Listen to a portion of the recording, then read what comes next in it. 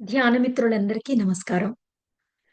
మరి 41 రోజుల పాటు 41 మంది గురువులకు మన కృతజ్ఞతలను తెలుపుకుంటూ వాళ్ళ ఎనర్జీస్‌తో కనెక్ట్ అయ్యే ఈ ప్రయాణంలో మనం రెండవ రోజులోకి అడుగుపెట్టాం. మరి ఈరోజు నేను తలుచుకోబోతున్న మహా అద్భుతమైన ఆహ్, ఈశ్వర స్వరూపమైన ఆ యోగి ఎవరంటే మరెవరో కాదు, మహావతార్ బాబాజీ గారు. నేను నా నైన్త్ గ్రేడ్‌లో అయిపోయిన తర్వాత హాలిడేస్‌లో మెడిటేషన్‌లోకొచ్చాను. ఆ మెడిటేషన్‌లోకొచ్చిన తర్వాత నా 10థ్ గ్రేడ్ స్టార్టింగ్‌లో అప్పుడే నేను ఈ world of yogis and spirituality అనే ప్రపంచంలో అడుగుపెట్టి వాటన్నిటిని తెలుసుకోవడం మొదలుపెట్టాను. అలా మొదలుపెట్టినప్పుడు నా మొట్టమొదటి పుస్తకం ఒక యోగి ఆత్మకథ. మరి ఈ పుస్తకం ద్వారానే నాకు ఎంతోమంది మహా అద్భుతమైన గురువులు పరిచయమయ్యారు. మరి ఈ పుస్తకాన్ని నేను మా పెద్దమ్మాయికి, చిన్నమ్మాయికి ఇద్దరికీ కూడా 7-8 సంవత్సరాల మధ్యలో పూర్తిగా ప్రతి లైను, ప్రతి కథ చదివి వాళ్ళ బెడ్ టైమ్ స్టోరీస్‌గా 1 ఇయర్ పాటు చెప్పడం జరిగింది. సో, ఈ పుస్తకం నాకు చాలా హృదయానికి దగ్గర. అలాగే ఇందులో ఉన్న గురు పరంపర యోగానంద పరమహంస గారు, ఆయన గురువుగారైన యుక్తేశ్వరగిరి గారు, ఆయన గురువుగారైన లాహిరి మహాశయులు వారు, మరి లాహిరి మహాశయులు గురువుగారైన మహావతార్ బాబాజీ గారు. ఈ యొక్క అద్భుతమైన గురు పరంపర ఇంకా ఎంతో మంది మహానుభావులు వాళ్ళ జీవిత విశేషాలన్నీ కూడా ఈ పుస్తకంలో ఉన్నాయి. మరి ఈరోజు మహావతార్ బాబాజీ గారి గురించి మనం కొంచెం తెలుసుకుందాం. తెలిసిన దాన్ని మరొక్కసారి గుర్తు చేసుకుందాం. మనసంతా ఆయన శక్తితో, ఆశీర్వాదంతో నింపుకుందాం. శ్రీ మహావతార్ బాబాజీ గారు ఆయన ఎప్పుడూ ప్రత్యక్షంగా ఎక్కడ వెల్లడి కాలేదు. ఎక్కడా కూడా ఆయన బయటకొచ్చి కనిపించినట్టు గాని, ఒక స్పీచ్ ఇచ్చినట్టు గాని, ఒక జన ప్రవాహంలోకి వచ్చి కనిపించినట్టుగా గాని మనకి ఆధారాలు ఏమి లేవు ఆయన ఉనికికి. కానీ ఆయన ఉనికిని మనం ఎలా తెలుసుకుంటామంటే ఆయన శిష్యులు, వాళ్ళ ధ్యాన అనుభవాలు, వాళ్ళ జీవితంలోని కథలు, వాళ్ళ శిష్యులు ఎంతో అద్భుతమైన వర్క్. ఆయనెప్పుడు కూడా ఎలా వర్క్ చేస్తారంటే మహావతార్ బాబాజీ గారు, ఆయన మరుగున ఉండి, ఆయన తెర మీదకు రాకుండా ఆయన తెర వెనక ఉండి వాళ్ళ శిష్యుల ద్వారా ఆయన మొత్తం కథని నడిపిస్తూ ఉంటారనమాట. అంతేకాదు మై డియర్ ఫ్రెండ్స్, ఆయన ఒక బృహత్తరమైన బాధ్యతను తీసుకున్నారు. ఎంత గొప్ప బాధ్యత అంటే మహావతార్ బాబాజీ గారు నిర్వహించేది, మొత్తం ఈ భూమండలంలో ఉన్న మహా గురువులు ఎవరైతే ఉన్నారో, ఆ గురువులందరికీ మార్గదర్శకత్వం చెయ్యడము అనేది మహావతార్ బాబాజీ గారు చేస్తారు. ఆయన ఆ మహా గురువు. మరి ఎన్నో స్థితులున్నాయి. ఒకసారి యుక్తేశ్వరగిరి గారు యోగానంద పరమహంస గారికి బాబాజీ గారి గురించి చెప్తూ ఏమని చెప్పారంటే, బాబాజీ గారి స్థితి ఏమిటి? ఆయన చేసే పని ఏంటి? అనేది మానవ మేధస్సుకి ఎంత పదును పెట్టినా సరే అందనిది అని చెప్పారనమాట. అంటే అసలా మనం ఊహించను కూడా ఊహించలేము. అర్థం చేసుకోలేము ఆయన యొక్క స్థితిని, ఆయన చేసే యొక్క పనిని. అది మానవాతీతమైనది అని చెప్పారనమాట. అలాగే ఆయన చెప్పారనమాట. స్థితుల్లో ముక్త పొందిన తర్వాత కూడా సిద్ధత్వం అనే ఒక స్థితి ఉంది. అంటే పరిపూర్ణత్వం సాధించేసిన స్థితి అనమాట. అప్పటికే ఆహ్, ఎంతో గొప్ప ఆత్మజ్ఞాని అయిపోతారు. తర్వాత జీవన్ముక్త స్థితి, పరబ్రహ్మ స్థితిలోకి వెళ్ళడం. ఇంకా జీవించి ఉండగానే ముక్త స్థితిలోకి వెళ్ళడం. ఇంకా ఆ పైన ఉన్న స్థితిని ఏమంటారంటే పరాముక్త స్థితి అంటారట. ఇంకా చాలా సర్వోత్కృష్టమైన స్థితి అన్నమాట. మరి మహాభావతార్ బాబాజీ గారు ఆ పరాముక్త స్థితిలో ఉంటూ, ఈ భూమండలం మీద ఉన్న గురువులందరికీ వాళ్ళు ఏమేమి చేయాలి, ఎక్కడెక్కడ చేయాలని మార్గదర్శకం ఇస్తూ, వాళ్ళని నడిపిస్తూ, వాళ్ళ ద్వారా మొత్తం మనందరం కూడా జ్ఞానం పొందేలాగా మనందరిని కూడా నడిపించేది మహావతార్ బాబాజీ గారనమాటండి. మరి ఆయనకు జీవిత విశేషాలు మనకి తక్కువే తెలుసు. అంత ఎక్కువ వివరాలు తెలియలేదు. నేను నాకు అందుబాటులో నేను తెలుసుకున్న విశేషాలు మీకు చెప్తాను. ఆయన ఎక్కడ పుట్టారంటే ఖచ్చితంగా కొంతమంది క్రీస్తు పూర్వం 200 సంవత్సరం అని, క్రీస్తు శతాబ్దం అని, కొంతమంది క్రీస్తు పూర్వం 500 శతాబ్దంలో జన్మించారని చెప్తారు. అప్పటి నుంచి కూడా ఇప్పటి వరకు ఆయన సశరీరంగా ఒకే శరీరంలో ఉన్నారు. అంతేకాదు 25-30 సంవత్సరాల మధ్య వయసు ఉన్న ఒక యువకుడిలాగా ఉంటారనమాట. వృద్ధాప్యపు ఛాయలు కూడా ఆయన మీద ఉండవు. ఆయన తమిళనాడులోని కడలూరు జిల్లాలోని పరంగిపత్తే అనే ఒక గ్రామంలో జన్మించారు. ఆయన తల్లిదండ్రులు నంబూది బ్రాహ్మల వంశం అనమాటండి అది. నంబూది బ్రాహ్మణ వంశంలో శివభక్తుల కుటుంబంలో వాళ్ళ నాన్నగారు అక్కడ ఉన్న సుబ్రహ్మణ్యేశ్వర స్వామి దేవాలయంలో అర్చకులుగా ఉంటారు. వాళ్ళ నాన్నగారి పేరు వేదాంత్ అయ్యర్ గారు. వాళ్ళ అమ్మగారి పేరు జ్ఞానాంబిక. వాళ్ళకి జన్మించారు మహావతార్ బాబాజీ గారు. మరి ఆయన చిన్నప్పటి నుంచి కూడా వాళ్ళ నాన్నగారితో పాటు టెంపుల్‌కి వెళ్ళడము, అలాగే ఆయన అక్కడ అప్పట్లో ఉన్న ఒక గురుకులం, మణి గురుకులం అనే ఒక గురుకులం ఉండేది. ఆ గురుకులానికి వెళ్తూ ఉండేవారట. ఆ గురుకులంలో ఆ గురువుగారు సుబ్రహ్మణ్యేశ్వర స్వామి యొక్క స్తోత్రాలు, పాటలు ఎంతో అద్భుతంగా నేర్పిస్తూ ఉంటే, ఆ సుబ్రహ్మణ్యేశ్వర స్వామి భక్తిలో ఆయన చిన్నప్పుడు గడిపారట. అలాగా ఆయన చిన్నప్పుడు గడిపిన తర్వాత ఒక 2 ముఖ్యమైన సంఘటనలు జరిగాయి ఆయన బాల్యంలో అని చెప్పారు. ఒకటి ఏంటంటే అండి, ఆయన 4, 5 సంవత్సరాల వయసులో ఉన్నప్పుడు ఒక పనస పండుని వాళ్ళ అమ్మగారు తీసుకొచ్చి పెట్టారట. తీసుకొచ్చి పెడితే ఆ పనస పండు ఏదో ఒక కార్యక్రమం కోసం ఆయన తీసుకొచ్చి పెట్టారు. ఆవిడ బయటికి వెళ్తే ఆ పనస పండుని ఈ అబ్బాయి మొత్తం తినేసారట. తినేస్తే వచ్చిన తర్వాత వాళ్ళ అమ్మగారికి కోపమొచ్చి, ఆయన నోట్లో గుడ్డలు కుక్కి పైనుంచి నోట్లో గుడ్డ కట్టేసి ఒక చీకటి గదిలో పెట్టారట. పెడితే దానివల్ల ఆయనకి ఊపిరి అందలేదు. కానీ ఆయన మహానుభావుడికి ఎన్నో జన్మల యోగత్వ సాధన అంతకు ముందే ఉండడం వల్ల ఆయనేం చేశారంటే, ఆయనకే తెలియకుండా ఆ పసిప్రాయంలో శ్వాసని నిలిపి ఎంతసేపన్నా ఉంచగలిగే ఆ కుంభక స్థితిలోకి వెళ్ళిపోయారనమాట. వెళ్ళిపోయి ఆయన ఆ కుంభకాన్ని తిరిగి తెచ్చుకున్నారు జ్ఞప్తికలోకి. తెచ్చుకున్న తర్వాత వాళ్ళ అమ్మగారితో కొంతసేపటి గమనించి ఏమైందో అని చెప్పి గబగబా కంగారు పడి కట్లన్నీ విప్పారనమాట. మామూలుగా అయితే అలా ఊపిరాడని స్థితిలో ఒక చిన్న పిల్లాడిని పెడితే ఆ పిల్లాడికి ఆ తల్లి మీద కోపం వస్తుంది. కానీ ఆయనకి అసలు ఎటువంటి కోపము రాలేదంట. ఎటువంటి అంటే అప్పటికి ఆ ఆత్మ ఎంతో ఉన్నతమైన ఆత్మ అనమాటండి. ఎటువంటి కోపము రాలేదు సరికదా, ప్రేమకు మూలం తల్లి అని చెప్పి సంఘటన వల్ల ఆయన అర్థం చేసుకున్నారంట. అంటే చూడండి, మనం తల్లితో గనక ఆ రిలేషన్ గనక హీల్ అవ్వకపోతే, మనం వేరే ఎవ్వరితోనూ కూడా రిలేషన్ మనం పూర్తిగా సంబంధాన్ని ఏర్పరచుకోలేమనమాట. తల్లి అనేది చాలా చాలా ప్రథమమైన రిలేషన్‌షిప్ మనకి. అందుకే మాతృదేవో భవ అంటారు ముందు. తల్లితో రిలేషన్‌ని హీల్ చేసుకోవడం అనేది చాలా ఇంపార్టెంట్ అన్నమాట. మరి ఆయనకి తల్లే ఆ ప్రేమకు మూలం. అన్ని రిలేషన్‌షిప్స్‌కి మూలము. ఆ తల్లి యొక్క ప్రాముఖ్యత అన్నీ కూడా ఆయనకి అప్పుడు అర్థమయ్యాయట. తర్వాత ఏం జరిగిందంటే అండి, 5, 6 సంవత్సరాల ప్రాయంలో కొంతమంది ఒక తీర్థం జరుగుతుంటే కొంతమంది దొంగలు వచ్చి ఆయన్ని తీసుకెళ్ళిపోయారన్నమాట. అంతకుముందు వాళ్ళ నాన్నగారితో ఆ పరంగిపత్తే గ్రామానికి ఒక 17, 16 కిలోమీటర్ల దూరంలోనే ఒక దేవాలయం ఉంది. మనందరికీ తెలిసిన దేవాలయం అదేంటంటే చిదంబర దేవాలయం. ఆ చిదంబర దేవాలయం అంటే బాబాజీ గారికి చిన్నప్పటి నుంచి ఎంతో మక్కువగా ఉండి ఎప్పుడు వాళ్ళ నాన్నగారితో అక్కడికి వెళ్తూ ఉండేవారట.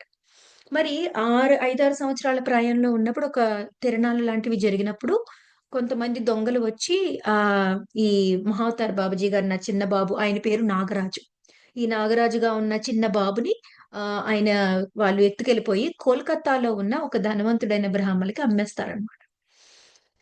సో, కానీ అదృష్టవశాత్తు ఆ బ్రాహ్మలాయన చాలా మంచాయన ఎవరైతే కొనుక్కున్నారో ఈ మహావతార్ బాబాజీని, అప్పుడు నాగరాజుగా ఉన్న బాబుని, ఎంతో భక్తుడు. ఆయన శివభక్తుడు.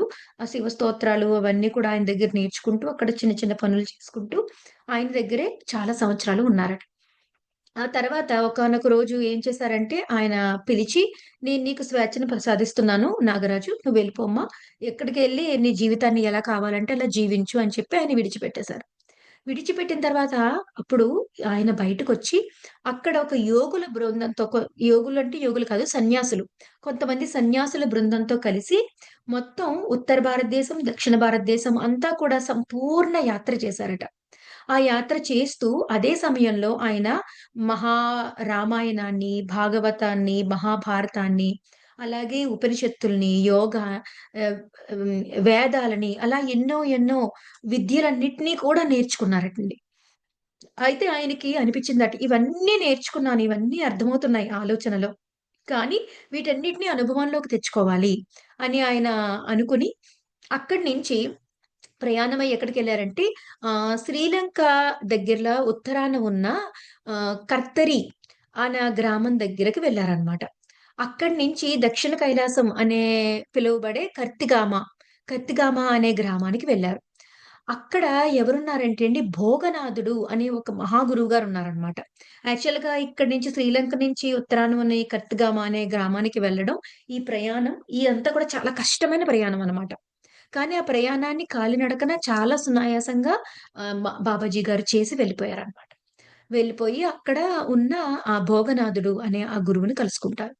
కలుసుకొని అక్కడ ఆయన దగ్గర చాలా గాఢంగా 6 నెలల పాటు ఒక వటవృక్షం ఉంటుందనమాటండి. ఆ వృక్షం కింద కూర్చొని 6 నెలల పాటు చాలా గాఢమైన ధ్యాన సాధన చేశారట.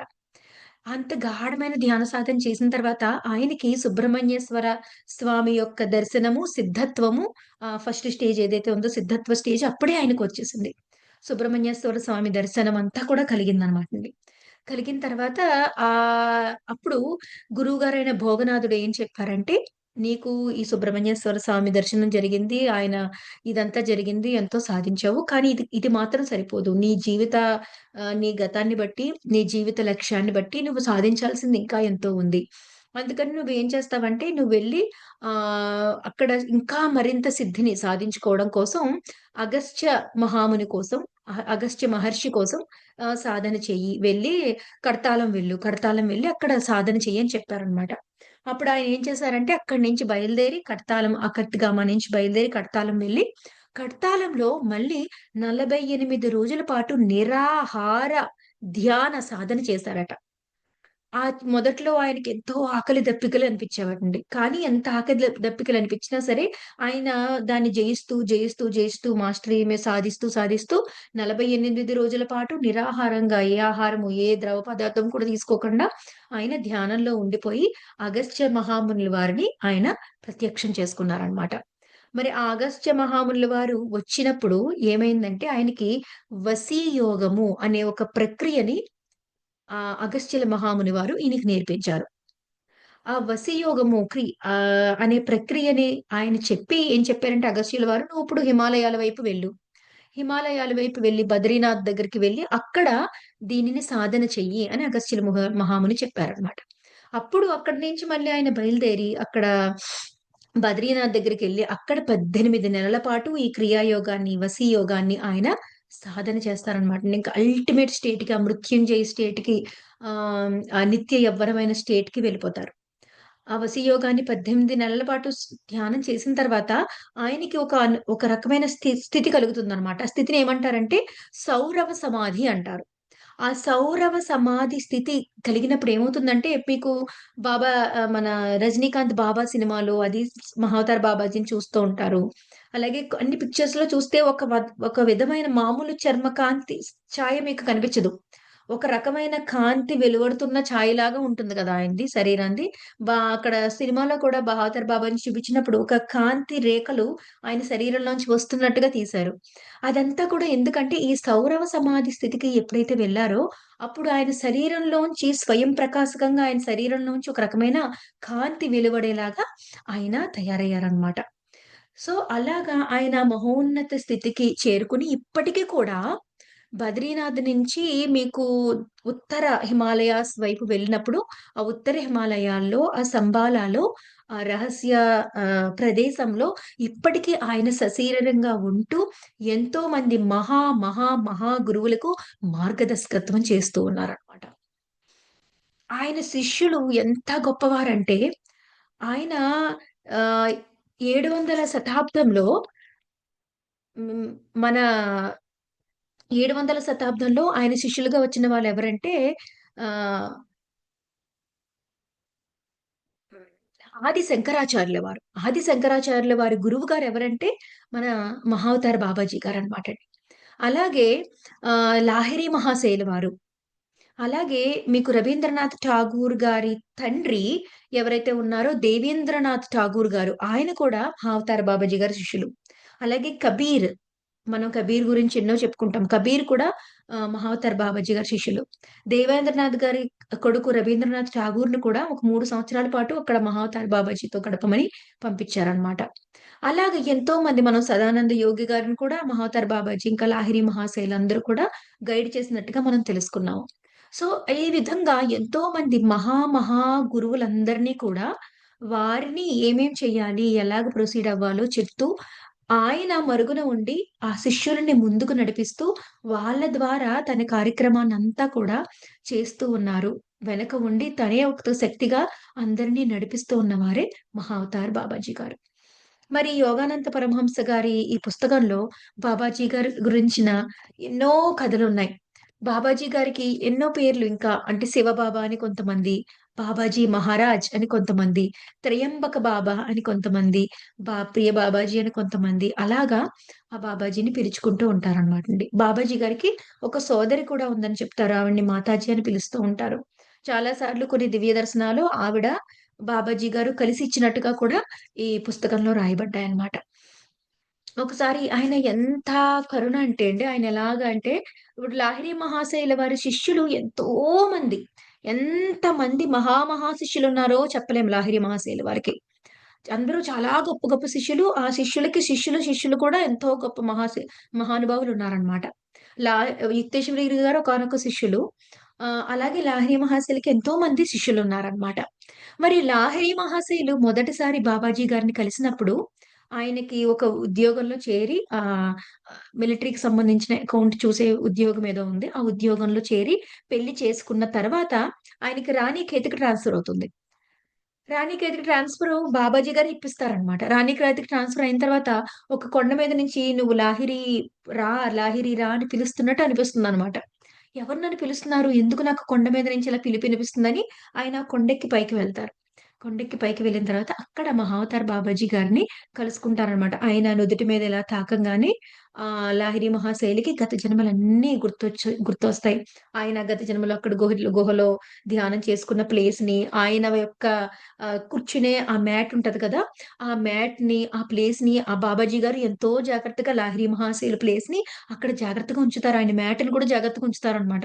చూడండి గురువు నెక్స్ట్ జన్మ ఎత్తి వచ్చే ఆ శిష్యుడి కోసం ముందు జన్మలో ఉన్న ఆ సామాన్ని కూడా జాగ్రత్తగా ఉంచారంటే ఎంత విలువిస్తారో వాళ్ళకి, వాళ్ళ కోసం ఎంత ఎదురు చూస్తారో. అసలు కొన్ని కొన్ని సందర్భాలు వింటుంటే ఆ రాణికేత్‌కి ఆయన చెప్తారనమాట. "నేను మీ దగ్గరే ఉండిపోతాను లాహిరి మహాశయులు" అంటారు. "బాబాజీ నేనింకెక్కడికి వెళ్ళను.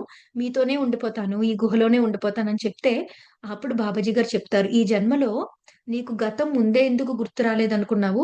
నువ్వు పెళ్లి చేసుకొని ఉద్యోగంలో చేరిన తర్వాతే నీ గతం ఎందుకు గుర్తొచ్చింది? అప్పుడే నేనెందుకు నిన్ను పిలిపించుకున్నానంటే దానికొక కారణం ఉంది. ధ్యాన సాధన అనేది, యోగం అనేది సంసారంలో ఉండే వాళ్ళకి కాదు, సన్యాసులకని చాలా మంది అపోహ పడుతున్నారు. ఆ అపోహని పోగొట్టి నువ్వు సంసారంలో ఉండే వాళ్ళకి కూడా ఎంతో మందిని ఈ జన్మలో గైడ్ చేయాలి. దానికి ఎగ్జాంపుల్‌గా నువ్వు స్వయంగా సంసారంలో ఉండి పిల్లల్ని కని ఆ ఉద్యోగ బాధ్యతలు చేస్తూనే నువ్వు అందరిని కూడా గైడ్ చేయాలి అని చెప్పి లాహిరి మహాశయులు గారికి ఆ జన్మ యొక్క ప్రణాళికంతా చెప్పి మళ్ళీ పంపించారనమాట. మరి ఆ బహావతర్ బాబాజీ గారు లాహిరి మహాశయులకి ఆ విధంగా చెప్పి అలా పంపించి, మొత్తం అలా చేయడం వల్లే ఈ రోజున సంసారంలో ఉంటూ కూడా ఆధ్యాత్మిక సాధనల్ని మనం చేసుకుంటూ మహా అద్భుతమైన ఆ అనుభవాల్ని పొందుతూ మన ఆధ్యాత్మిక పురోగతిని మనం సాధించుకోగలుగుతున్నాం. మరి అది క్లుప్తంగా చాలా చాలా ఎంతో ఉంది. ఆయనకి ఎంత కరుణో, అంత మహా గురువయినప్పటికీ కూడా మనం కళ్ళు మూసుకొని ఒక్కసారి బాబాజీ అని పిలిస్తే చాలు ఆయన కాన్షియస్‌నెస్ మనకు కనెక్ట్ అవుతుంది. ఆయన గైడెన్స్ మనకు కనెక్ట్ అవుతుంది. ఆయన సదా అపారమైన, విశాలమైన హృదయంతో, ప్రేమతో, కరుణతో మనకి సహాయం చేయడానికి రెడీగా ఉంటారు. ఆయన ఎనర్జీ మనల్ని సదా నడిపిస్తూనే ఉంటుంది.